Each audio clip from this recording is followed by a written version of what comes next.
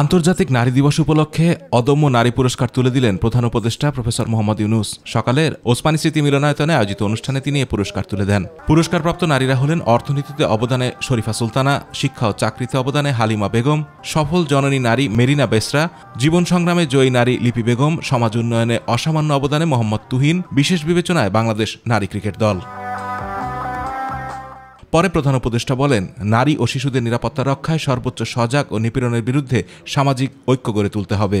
নারী ও শিশুদের নিরাপত্তা রক্ষায় সর্বোচ্চ সজাগ থাকুন, নিপীড়নের বিরুদ্ধে সামাজিক ঐক্য গড়ে তুলুন, একে অন্যের পাশে দাঁড়ান, একটি সুন্দর শান্তিপূর্ণ সমাজ গড়তে সরকারকে সহযোগিতা করুন।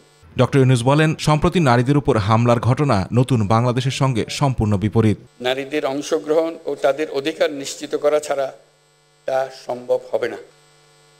এই অধিকার প্রতিষ্ঠার জন্য নারীদের সাথে পুরুষদেরও সহযোদ্ধা হিসেবে দাঁড়াতে হবে। সমাজে নারীদের ন্যায্য স্থান প্রতিষ্ঠার জন্য পুরুষদেরকে উৎসাহী প্রতিযোগীরা এগিয়ে আসার জন্য আহ্বান জানাচ্ছি।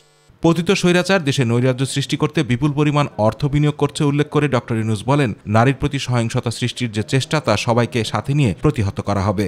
পতিত স্বৈরাচার দেশে নৈরাজ্য সৃষ্টি করতে বিপুল পরিমাণ অর্থ বিনিয়োগ করে যাচ্ছে।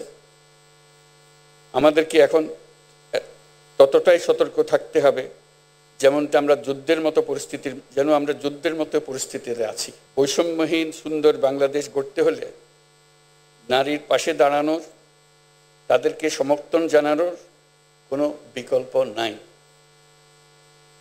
আমাদের সমাজে নারীকে খাটো করে দেখার এই দৃষ্টিভঙ্গি পাল্টাতে হবে। আতিকুর রহমান তিতাস, মাই টিভি।